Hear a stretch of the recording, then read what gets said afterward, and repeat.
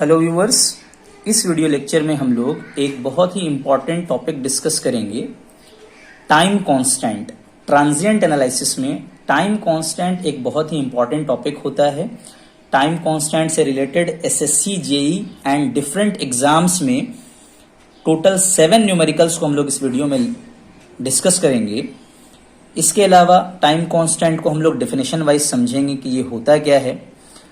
अब तक आप लोग जानते होंगे कि टाइम कांस्टेंट का जो फॉर्मूला होता है, अगर आरएल सर्किट है तो हम लोग एल डिवाइडेड बाई आर, ये टाइम कांस्टेंट का फॉर्मूला होता है। अगर आरसी सर्किट है तो उसका फॉर्मूला आर इंटू सी हो जाता है। लेकिन टाइम कांस्टेंट की यूनिट जो होती है वो सेकंड्स होती है।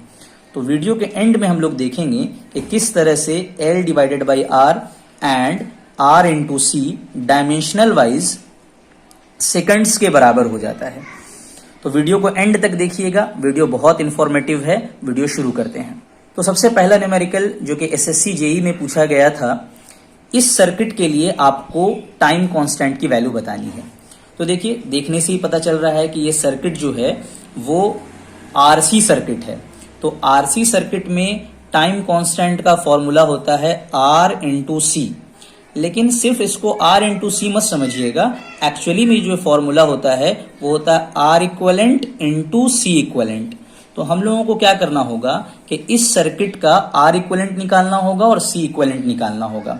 तो आप देख सकते हैं कि स्विच जो है वो ओपन हो जा रहा है। तो कभी भी टाइम कांस्टेंट निकाला जाता है वो स्विचिंग एक्शन के बाद निकाला जाता है। अगर हम स्विचिंग एक्शन के बाद सर्किट को रीड्रॉ करेंगे तो सर्किट कुछ इस तरह का हो जाएगा। हमको क्या करना है कि रेसिस्टर और कैपेसिटर को हम लोगों को सेपरेट कर देना है, और जहां पर से हम रेसिस्टर और कैपेसिटर को सेपरेट किए हैं वहां से हम आर इक्विवेलेंट कैलकुलेट करेंगे। यानी आप यहां पे से देख सकते हैं कि ये तो ओपन हो गया है, तो ये रेसिस्टर जो है आर इक्विवेलेंट निकालने में कंट्रीब्यूट नहीं करेगा। यानी इस सर्किट का अगर आर इक्विवेलेंट पूछा जाए तो सिर्फ और सिर्फ 2R होगा। एंड कैपेसिटर तो एक ही है, तो सी इक्विवेलेंट की वैल्यू सी हो जाएगी। तो इस तरह से फाइनली टाइम कांस्टेंट की वैल्यू आर इक्विवेलेंट हम लोगों ने 2R निकाला था और सी इक्विवेलेंट सी थी, तो 2RC जो होगा वो आंसर हो जाएगा टाइम कांस्टेंट का।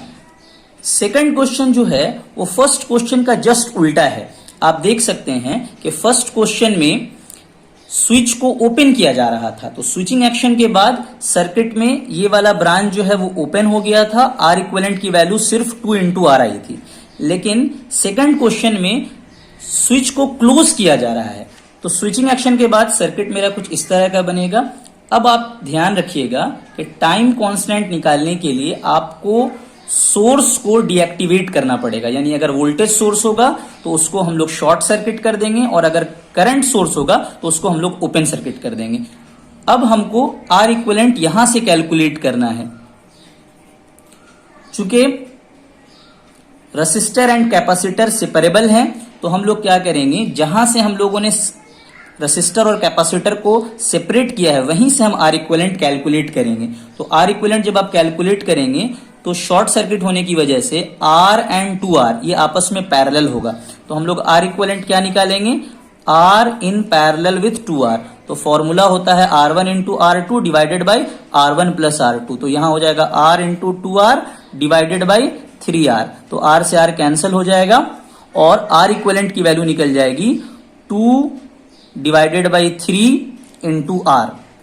अब हम जानते हैं कि मेरा टॉ का जो वैल्यू होता है वो होता है आर इक्विवेलेंट इंटू सी।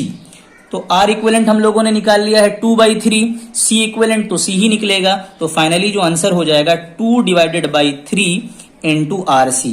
तो देखिए, प्रीवियस क्वेश्चन से और इस क्वेश्चन से अगर आप कंपेयर करेंगे तो स्विच को ओपन और क्लोज करने से मेरा टाइम कांस्टेंट का वैल्यू बदल जा रहा है। फर्स्ट क्वेश्चन में चूंकि स्विच को हम लोगों ने ओपन किया था तो मेरा टाइम कांस्टेंट का वैल्यू आया था 2 इंटू आरसी। सेम क्वेश्चन में अगर स्विच को हम क्लोज कर रहे हैं तो मेरा टाइम कांस्टेंट का वैल्यू आ रहा है 2/3 आरसी।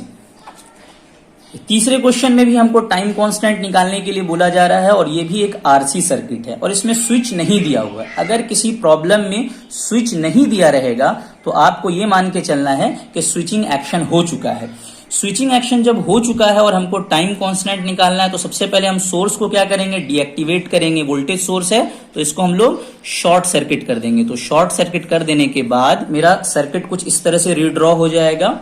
हम लोग क्या करेंगे कि रेसिस्टर और कैपेसिटर को सेपरेट करेंगे, और जहां से आप सेपरेट कर रहे होंगे वहीं से आपको आर इक्विवेलेंट निकालना है। तो जब हम यहां से सर्किट का आर इक्विवेलेंट देखेंगे तो क्या हो जाएगा, 120 and 80 ohm will be in parallel and in series with 12 ohm। जब इस एक्सप्रेशन को आप सॉल्व करेंगे तो आर इक्विवेलेंट का वैल्यू आ जाएगा 60 ओम, और पहले से जो मेरा कैपेसिटर है उसका वैल्यू 200 माइक्रोफैराड दिया हुआ है, तो टाइम कांस्टेंट की वैल्यू क्या हो जाएगी, आर इंटू सी, यानी 60 इंटू 200 माइक्रोफैराड। तो जब हम सॉल्व करेंगे तो वैल्यू हो जाएगी 12 मिली सेकेंड। इस न्यूमेरिकल के लिए जो मेरा टाइम कांस्टेंट का वैल्यू होगा वो 12 मिली सेकेंड हो जाएगा। क्वेश्चन नंबर 4 में भी टाइम कांस्टेंट निकालने के लिए बोला जा रहा है। इस बार भी स्विच नहीं बना हुआ है, यानी कि स्विचिंग एक्शन हो चुका है। स्विचिंग एक्शन हो जाने के बाद सर्किट इस तरह का है, तो हम लोगों को क्या करना होगा, सबसे पहले ये जो सोर्स दिया हुआ उसको डीएक्टिवेट करेंगे। इस बार करंट सोर्स है तो इसको हम लोग क्या करेंगे, ओपन कर लेंगे। करंट सोर्स को ओपन करने के बाद मेरा सर्किट कुछ इस तरह का बनेगा, और हमको अब आर इक्विवेलेंट निकालने के लिए कैपेसिटर और रेसिस्टर को सेपरेट करना है। तो हमको आर इक्विवेलेंट यहां से देखना है, जहां से हम सेपरेट कर रहे हैं वहां से देखना है। तो चूंकि ये ओपन है तो इसको तो इसका कोई कंट्रीब्यूशन नहीं होगा आर इक्विवेलेंट निकालने में। जब हम आर इक्विवेलेंट कैलकुलेट करेंगे तो आर इक्विवेलेंट की वैल्यू हो जाएगी 2 ओम एंड 1 ओम सीरीज में, यानी कि 3 ओम निकल जाएगा। और सी तो चूंकि एक ही था 1 फैराड का, तो सी का वैल्यू 1 फैराड होगा। हम जानते हैं टाइम कांस्टेंट का वैल्यू होता है R equivalent into C. R equivalent हम लोगों ने 3 निकाला है, इंटू सी का वैल्यू 1 है, तो जब हम मल्टीप्लाई करेंगे तो 3 सेकंड इस प्रॉब्लम का टाइम कांस्टेंट निकल जाएगा। 5th न्यूमेरिकल बनाने से पहले हम लोग टाइम कांस्टेंट के डेफिनेशन को समझेंगे, ट्रांजिएंट स्टेट क्या होता है, स्टेडी स्टेट क्या होता है, इन तमाम चीजों को डिस्कस करेंगे। तो देखिए, सबसे पहले मेरा एक सर्किट है, सीरीज आरएल का सर्किट है, और switching action t equal to 0 पे हो रहा है। t इक्वल टू 0 से पहले सर्किट में कोई करंट फ्लो नहीं कर रही थी। हम जानते हैं इंडक्टर के बिहेवियर को LOS से एक्सप्लेन किया जाता है, यानी इंडक्टर इनिशियली ओपन सर्किट की तरह बिहेव करेगा और फाइनली शॉर्ट सर्किट की तरह बिहेव करेगा। यानी जैसे ही हम स्विच को ऑन करेंगे, क्योंकि स्टार्टिंग में इंडक्टर के थ्रू कोई करंट फ्लो नहीं कर रही थी, और उसी चीज को मेंटेन करने के लिए, यानी करंट को 0 रखने के लिए, वो शुरू में ओपन सर्किट की तरह बिहेव करेगा, और फाइनली जब वो अपने फाइनल स्टेट में पहुंच जाएगा तो वो शॉर्ट सर्किट की तरह बिहेव करेगा। यानी हम कह सकते हैं कि इस सर्किट में करंट का जो इनिशियल वैल्यू होगा वो 0 होगा, और फाइनली चूंकि ये शॉर्ट सर्किट की तरह बिहेव करेगा तो सर्किट में सिर्फ एक रेसिस्टर रह जाएगा, तो फाइनल वैल्यू हो जाएगी V/R। यानी करंट को 0 से लेके V/R तक पहुंचना है, यानी स्टार्टिंग वैल्यू 0 है और फाइनल वैल्यू V/R है। करंट का फॉर्मूला कुछ इस तरह का आता है, V divided by R 1 minus e to the power of minus R/L into T। ये जो टर्म है R/L, इसी के रेसिप्रोकल को, यानी L डिवाइडेड बाई R को हम लोग टाइम कांस्टेंट कहते हैं। यानी अगर हम लोग L/R is equal to tau put करें तो ये जो फॉर्मूला है वो क्या हो जाएगा, V divided by R into 1 minus e to the power of minus T/τ हो जाएगा। अब हम क्या करना चाहते हैं, ये तो एक टाइम का फंक्शन है ये करंट, तो हम लोग 1 टाइम कांस्टेंट यानी टाउ पर वैल्यू निकालना चाहते हैं कि कितना वैल्यू आएगा। जब आप t के जगह में टाउ पुट कर देंगे तो टाउ कैंसिल हो जाएगा, -1 बचेगा, तो हम लोग लिख सकते हैं V divided by R 1 minus e to the power of -1। जब इस पूरे टर्म को हम सॉल्व करेंगे तो यानी करंट जो है बढ़ते बढ़ते बढ़ते बढ़ते फाइनल वैल्यू का 63.2% बच जाएगा। इसी चीज को हम लोग टाइम कांस्टेंट कहते हैं, यानी 1 टाइम कांस्टेंट में अपने फाइनल वैल्यू का करंट IL जो है वो धीरे धीरे बढ़ते बढ़ते 63.2% तक पहुंच जाता है। और अगर हम लोग 5 टाइम कांस्टेंट पे वैल्यू निकालना चाहें तो यहां पर e to the power of -5 आ जाएगा। इस पूरे टर्म को जब हम सॉल्व करेंगे तो फाइनल वैल्यू का लगभग 99.33%, यानी ये करंट 5 टाइम कांस्टेंट के बाद एकदम फाइनल वैल्यू के करीब हो जाएगी, 99.33% तक पहुंच जाएगी। तो यहां से लेकर के फ्रॉम 0 से लेकर के 5 टाइम कांस्टेंट से पहले पहले तक हम लोग बोलते हैं ट्रांजिएंट स्टेट, और 5 टाइम कांस्टेंट के बाद बोला जाता है स्टेडी स्टेट। सिमिलरली अगर हम लोग आरसी सर्किट के बारे में देखें तो देखिए कैपेसिटर का बिहेवियर किस तरह से होता है, CSO यानी कैपेसिटर इनिशियली शॉर्ट सर्किट की तरह बिहेव करता है और फाइनली ओपन सर्किट की तरह बिहेव करता है। तो हम लोगों को क्या करना पड़ेगा, कैपेसिटर इनिशियली शॉर्ट सर्किट की तरह बिहेव कर रहा था, यानी इनिशियल करंट क्या होगी, V डिवाइडेड बाई R, ये मेरा इनिशियल करंट होगा, ये मैक्सिमम करंट होगा, और फिर धीरे धीरे करंट की वैल्यू घटेगी। तो हम लोग जानते हैं कि कैपेसिटर वाले सर्किट में जो करंट का इक्वेशन होता है वो होता है V divided by R into e⁻⁻t divided by RC। ये RC मेरा टाइम कांस्टेंट है, तो हम ऐसा भी लिख सकते हैं I ऑफ t जो होगी वो V divided by R into e⁻⁻t by τ हो जाएगी। अब हम चाहते हैं कि 1 टाइम कांस्टेंट में हमको करंट का क्या वैल्यू मिलेगा, तो जब हम t के जगह में τ पुट कर देंगे, R इंटू C पुट कर देंगे, तो यहां पर हमको e⁻⁻1 मिल जाएगा। कैलकुलेटर से जब हम सॉल्व करेंगे तो हमको पता चलेगा कि उसका सिर्फ और सिर्फ 36.78% करंट बाकी रहा। समझिएगा बात को, करंट मैक्सिमम वैल्यू से शुरू हुआ था, कैपेसिटर स्टार्टिंग में शॉर्ट सर्किट की तरह बिहेव कर रहा था, और जैसे ही हम थोड़ा देर टाइम गुजरा यानी 1 टाइम कांस्टेंट गुजरा, सिर्फ और सिर्फ 36.78% बचा है। तो इसको हम लोग टाइम कांस्टेंट कहते हैं आरसी सर्किट के केस में। अगर हमको स्टेडी स्टेट निकालना है तो हम 5 टाइम कांस्टेंट में निकालेंगे। 5 टाइम कांस्टेंट में क्या हो जाएगा, यहां पर आप 5 टाउ पुट करेंगे तो e⁻⁻5 बच जाएगा। तो V divided by R into e⁻⁻5 को जब हम सॉल्व करेंगे तो उसकी वैल्यू हो जाएगी 0.67%। हम जानते हैं कि कैपेसिटर फाइनली क्या हो जाता है, ओपन सर्किट की तरह बिहेव करता है, यानी ये करंट V बाई R से शुरू होकर धीरे धीरे घटना शुरू होगी, लगभग 0 तक पहुंचेगी, और 5 टाइम कांस्टेंट के बाद का सिर्फ और सिर्फ 0.67% ही बच जाएगा। तो ये जो टाइम होगा यहां तक तो हम लोग कहेंगे कि भाई ट्रांजिएंट है, 0 से लेकर यानी अपने मैक्सिमम वैल्यू से चलना शुरू हुआ, 1 टाइम कांस्टेंट के बाद 36.78% बचा रह गया, और 5 टाइम कांस्टेंट के बाद 1% से भी कम बच रहा है। तो हम लोग यहां से यहां तक को ट्रांजिएंट स्टेट बोलते हैं, और 5 टाइम कांस्टेंट के बाद हम लोग बोलते हैं कि स्टेडी स्टेट आ चुका है। तो ये थोड़ा सा थ्योरी है, आप लोगों को समझने में आसानी होगी कि इंडक्टर इनिशियली कैसे बिहेव करता है, फाइनली कैसे बिहेव करता है, कैपेसिटर इनिशियली कैसे बिहेव करता है, फाइनली कैसे बिहेव करता है, टाइम कांस्टेंट को हम लोग किस तरह से डिफाइन कर सकते हैं। ये एक आरएल सर्किट है और हम लोगों से पूछा जा रहा है कि कितनी देर में स्टेडी स्टेट आ जाएगा। तो स्टेडी स्टेट आने के लिए 5 टाइम कांस्टेंट का वैल्यू आपसे पूछा जा रहा है कि 5 टाइम कांस्टेंट में स्टेडी स्टेट आता है, आपको बताना कितने सेकंड्स में वो स्टेडी स्टेट आएगा। तो सबसे पहले हमको टाउ का वैल्यू निकालना पड़ेगा। टाउ का वैल्यू क्या होता है, स्विचिंग एक्शन के बाद ये स्विच क्लोज हो जाएगा, हम इसको शॉर्ट कर देंगे। सर्किट में बस 2 ही चीज है, एक इंडक्टर है और एक रेसिस्टर है। तो हम लोग क्या करेंगे, L डिवाइडेड बाई R निकालेंगे। तो L का वैल्यू दिया हुआ है 200 मिली हेनरी और R का वैल्यू दिया हुआ है 2। जब आप सॉल्व करेंगे टॉ का वैल्यू 100 मिली सेकंड आएगा। लेकिन हमसे क्या पूछा जा रहा है कि स्टेडी स्टेट कितनी देर में आएगा। तो हम लोगों को क्या करना है, 5 टाइम कांस्टेंट का वैल्यू निकालना है, और 5 टाइम कांस्टेंट की वैल्यू 5 इंटू 100 मिली सेकंड जब आप सॉल्व करेंगे तो इसकी वैल्यू 0.5 सेकंड हो जाएगी। तो इस क्वेश्चन का आंसर हो जाएगा 0.5 सेकंड। क्वेश्चन नंबर 6 और 7 ये भी SSC JEE का क्वेश्चन है।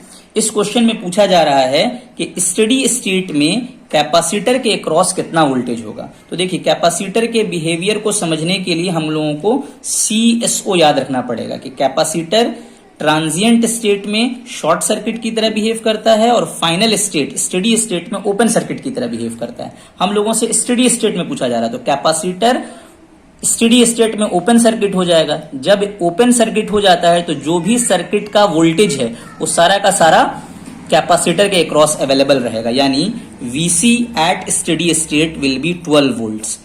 अगर हमसे क्वेश्चन में ये पूछा जाता कि इस सर्किट में इनिशियल करंट कितनी होगी, तो इनिशियली कैपेसिटर चूंकि शॉर्ट सर्किट की तरह बिहेव करेगा तो सर्किट में जो है 12 वोल्ट और 2 ओम, बस यही दो चीज रहेंगे। तो इनिशियल करंट की वैल्यू हो जाएगी 6 एम्पियर। फाइनल करंट कितनी होगी, क्योंकि कैपेसिटर ओपन सर्किट हो जाएगा तो फाइनल करंट जो सर्किट में फ्लो करेगी वो होगी 0 एम्पियर।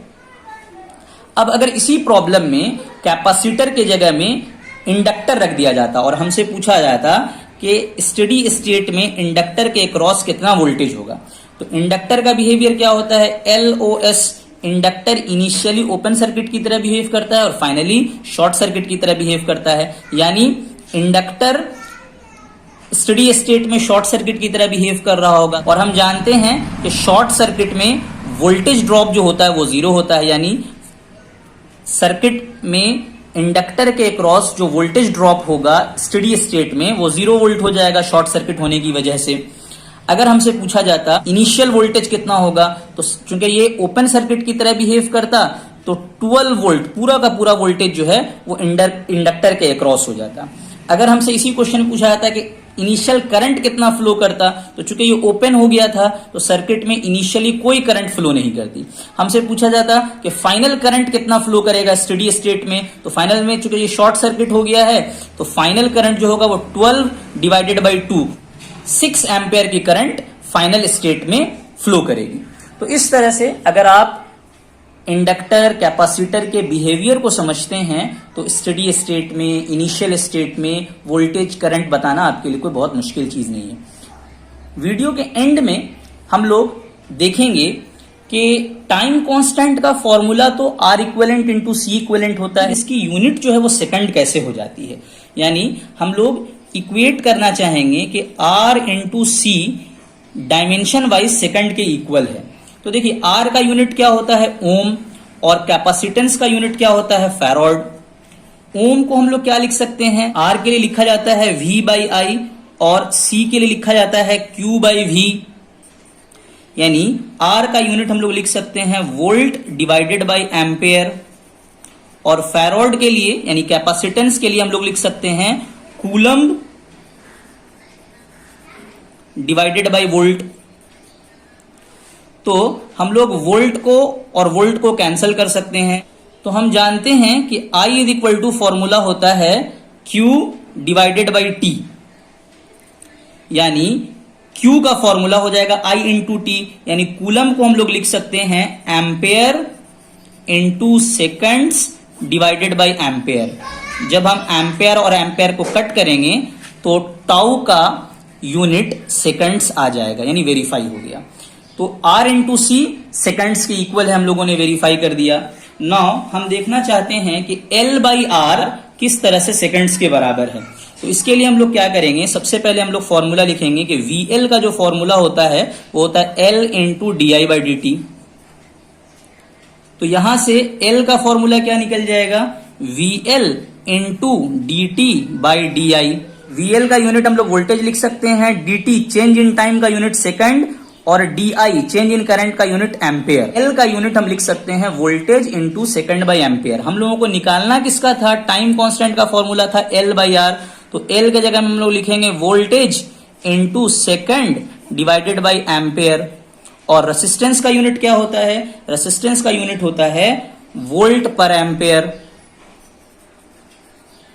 तो यहां से जब हम वोल्ट पर एम्पेयर और वोल्ट पर एम्पेयर को कट करेंगे तो मेरे पास सिर्फ और सिर्फ सेकंड्स बच जाएगा। तो इस तरह से हम लोगों ने वेरीफाई किया कि चाहे आप R इंटू C लें, चाहे आप L बाई R लें, डायमेंशन वाइज दोनों ही चीज सेकंड्स के इक्वल है। हम उम्मीद करते हैं कि ये वीडियो आपको समझ में आई होगी। Thank you for today.